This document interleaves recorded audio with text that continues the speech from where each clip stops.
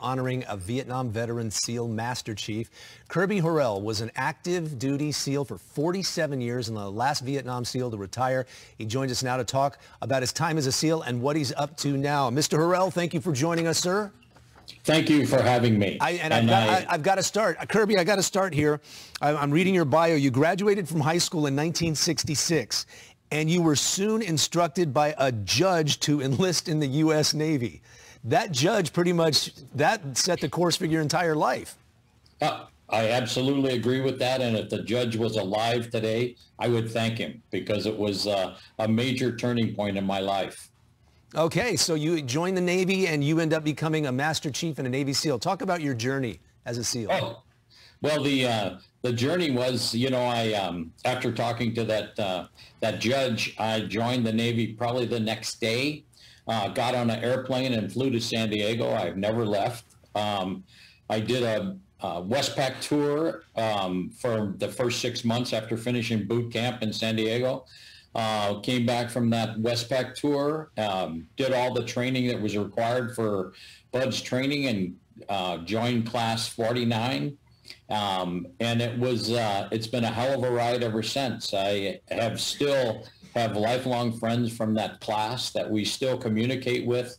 All are Vietnam veterans. And let me take a break and just say welcome home to all the Vietnam veterans and to our veterans of today.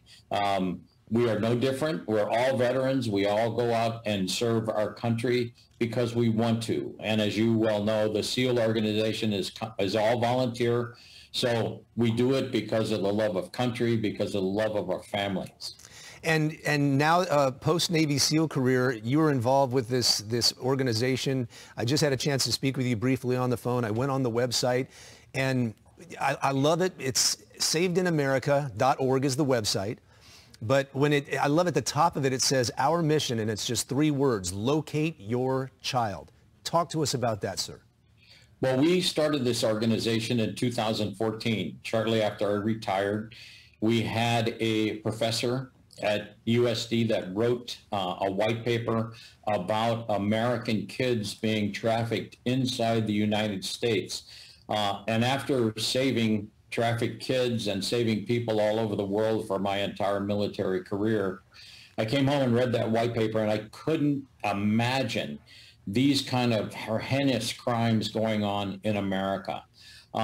We then started kind of researching it and found several places in Pacific Coast Highway that they were having raves and having young girls come to these raves with older men and have recruiters there that would get these kids into the human trafficking industry. And that's when we became involved. We have a wonderful city that is totally supportive of us working with them. We have many NGO organizations inside San Diego. We have wonderful philanthropic people inside San Diego that support us to do this. We work as Saved in America. We work directly for the parents. The parents need to go to our websites and let us know if they have a missing child.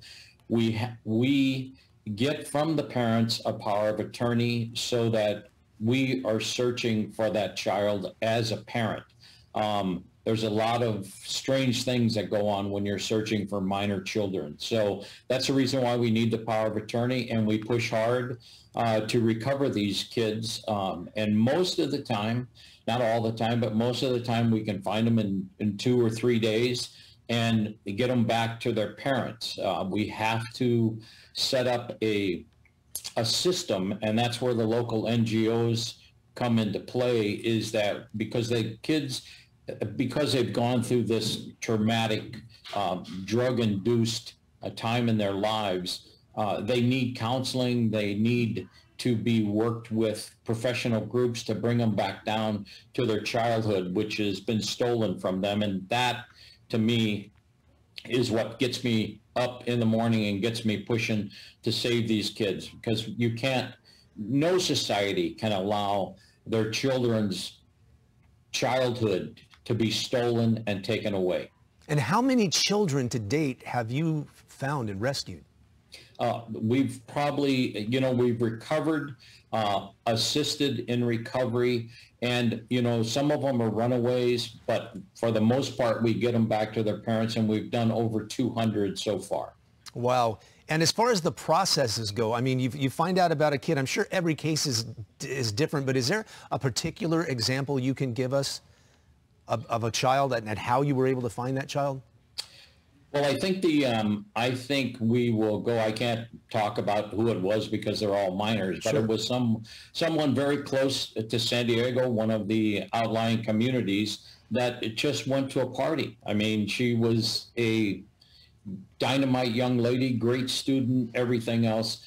Got to a party as a 14-year-old, and things happened at the party, and she left with. And her friends let her leave with, which is one of the things we promote. If you go somewhere, especially in a middle-aged school type thing, there's all kinds of recruiters that are looking for that particular person that they can recruit into the trafficking organization because it gives them kudos in the gangs or anything else that they're trying to get into. This young lady was taken. They gave her fentanyl. And fentanyl is what a horrible, horrible drug it was. We were able to recover her, but coming back home, she wanted the drug. There was, no stopping. She craved the fentanyl drug, as all young people do. So so we had to take her and give her back to her parents. Her parents had to make some hard decisions, as parents should never have to make, to get her into some kind of counseling, some kind of program to bring her down off of the fentanyl desire. I see. Okay. Well, let me ask you this. What is the cost to a family if they need to have a child recovered? Absolutely nothing. Nothing. We do it for free. And believe me, there's people out there that will take all kinds of money. I know one up in La Jolla that she was an attorney, and she spent like $40,000 with investigators trying to find her daughter, and was unable to do it. We were able to find her daughter, and that's a whole nother story. But Okay. it took us several weeks to do that. Okay, Master Chief Kirby Harrell, boy, first, thank you for your service to our country, and thank you for the way you continue to serve our community. I mean, not just here, but nationwide. It's really fantastic. It doesn't cost anything to the family, but obviously when you hear word that a child is missing, time is of the essence, and you get to work very quickly. Please go to our website. If you want to volunteer, please go to our website and do that.